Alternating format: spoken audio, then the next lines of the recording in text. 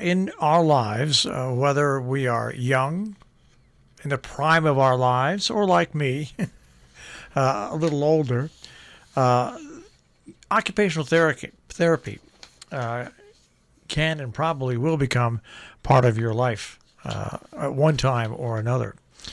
And our guest right now, who we'll be speaking to, is Chrissy Befanis, Geer Occupational Therapy. Chrissy, thanks for joining us this morning here on Robin Hood Radio. Good morning. Absolutely. You know, physical therapy, occupational therapy is for everybody. It doesn't matter what age you are. And I can say that because at various times in my life, when I was in my 20s, my late 30s, my late 40s, and also actually late 50s, I was a participant in regular physical therapy and occupational therapy.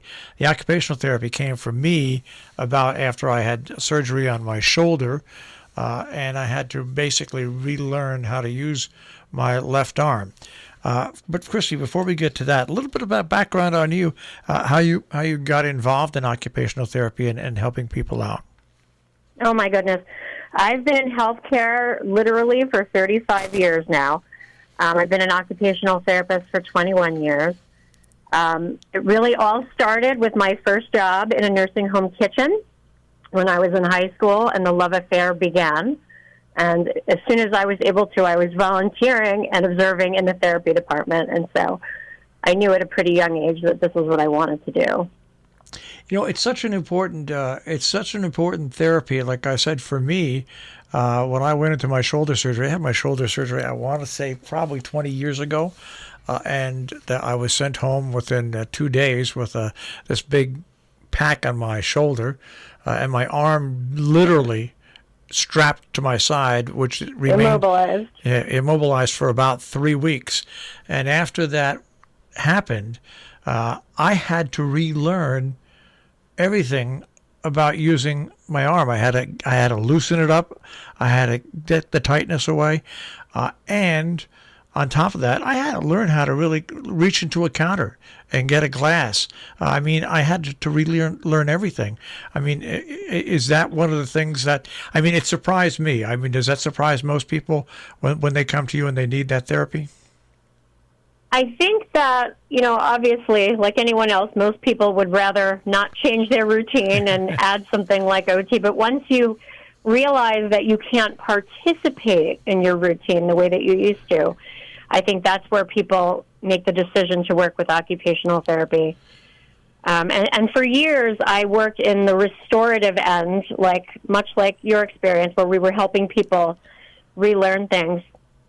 And at this moment in time, I'm building a program more on the wellness end to try to help people either avoid needing restorative therapy or at least being able to find quality of life and wellness within their experience of chronic disease. And so it's a little bit of a different niche for OT. I think it's more of a long-term important niche. Now, would that go for anybody that let's say somebody has knee problems and they're trying to forestall surgery, or whether they have other problems or long-term problems which develop into, like you say, having to remove yourselves from doing certain things. Does it involve all things like that? Absolutely. Here at the Lodge, I'm by myself at the moment, but the goal is to get physical therapy and speech therapy up here very soon to have the same mindset, more of a preventative role. But I'm looking at falls prevention. We're looking at people's routines. You know, what does that mean when they get behind the wheel of a car with those knees? And just making sure that my clients, the residents here at the Lodge and the greater community have access to their life and access to the things that they're motivated to do. You know, the reason I bring this up is I am awaiting to make a decision on knee replacement surgery, okay? And I have used the pandemic.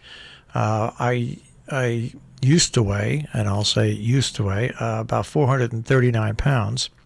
I'm now down to 268 pounds. I've used, pardon me, Wow. I was 347 pounds.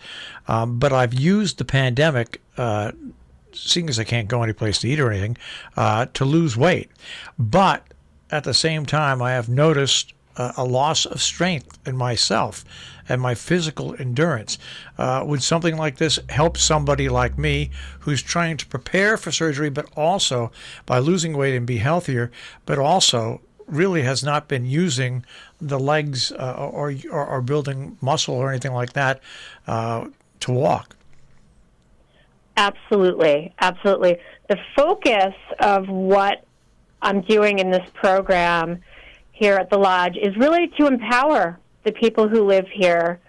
And so whether it be health literacy or just empowering them to be the expert on their conditions that they are living with and try to figure out, what is the best way for me to achieve quality of life and to live well and safely and productively. That is exactly what I'm doing. So I would absolutely help someone like you. It sounds like you're doing a great job yourself but looking at the strength part and you really identifying those pieces that have changed and what we can affect.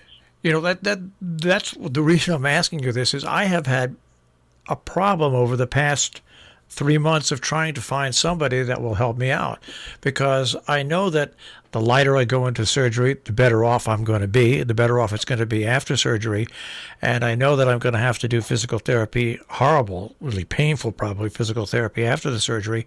But I also have to have the confidence. One thing I've noticed about with me, and it's probably with other people as well, is my lack of confidence in going downstairs, or if it's dark out and I'm walking to a car through an unknown area, the lack of confidence just brings about this incredible stiffness and lack of energy. And that's what I think that when people think, when they hear occupational therapy, they think senior citizens only, but it's not.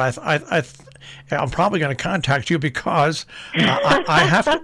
No, I have to build my confidence, and I have to build some sort of strength up to eventually go into this surgery. Yes, please contact me. I can absolutely work with you. I'm working with a screening form that I developed myself right off of the Occupational Therapy Practice Act that has very specific questions about all aspects of one's life, so that I get a really clear picture of who my client is, what their routines are, what they're motivated to work on, and then what's changed for them recently. And, as you know, there are certain things people are motivated to work on and certain things that maybe they're not. And so it helps me with this motivational interviewing figure out where we can focus. And then, there are other things that I'm just not going to be able to help people with if they're not motivated to change it and work on it. So it's been really helpful. We're speaking once again about occupational therapy at Geer. Chrissy Befanis is our guest, and I think that the psychological portion of it, I'm not ruling out surgery. I have to have the surgery eventually, but I think that one of the most important things about going into surgery is that you try to be at your best attainable health. And I think occupational therapy, and correct me if I'm wrong, besides the physical benefits of it, the mental benefits of it, of confidence, probably are equally as important as the physical benefits. They are so important, and I think that with the mindset in the medical community just changing to put the emphasis on the client being responsible for their own outcome and really engaging in their healthcare process, this is really an opportunity for occupational therapists everywhere to look at that wellness area and look at productive aging and saying, are we doing everything we possibly can do to empower our clients to be there? Now, how do people contact you? Do they contact you through Geer? What telephone number? How people that are listening that might be in the same stage that I am or know somebody that's in that stage, how do they contact you? They can call me at Geer at 860-824-2660. That is my direct line. Or they can email me at Geer at cbefanis, Befanis, @geercares.org. And for those people, are you located in Geer Village, or are you in Geer Nursing and Rehab? I am over at Geer Village. Okay, I want to make that plain to everybody because there's different places you have to go, and I don't want people to get confused if they go. So you're located. What you do is at Geer Village itself. Yes, it is part of the outpatients, but my focus at this moment are residents of Geer Lodge and then the greater community. It's medicine has come a long way in accepting things like this, and you've given me a little confidence because I've been kind of depressed lately with COVID-19. People just have not wanted to come to my house and work with me and give me instructions. So you will be getting a call from me sometime this week where we'll set up. Wonderful. Simply because I think there's a lot of people out there like me that need this assistance right now, and with the pandemic going on, maybe they don't realize that there is some place local they can go, not just physical therapy, but the occupational therapy, which is extremely important. So, Chrissy, once again, you'll be receiving a private phone call from me sometime, probably even later today, but thank you for joining us today. Absolutely, absolutely. I also look at the pandemic as an opportunity, and I've said it so many times, because people proved to themselves that they could change their routines. And so once you know that you can do that, you really can achieve the quality of life that you hope you can. Well, and also you have please call me, yes. And also you have the time to work on the things at your house. I mean, because you're just not going places like you used to go, and that's why I decided to use the pandemic to try to get myself, I know it sounds a little crazy, a little healthier. But once again, I'll be calling you, and Chrissy, thanks for taking a few minutes and joining us this morning. It is my pleasure. Absolutely. Take care. And say hello to Kevin O'Connell if you see him for me. I absolutely will. All right, thank you. Bye-bye. That is such good news to me because literally it's been a quandary that I've been facing. More information is available once again at gearcares.org.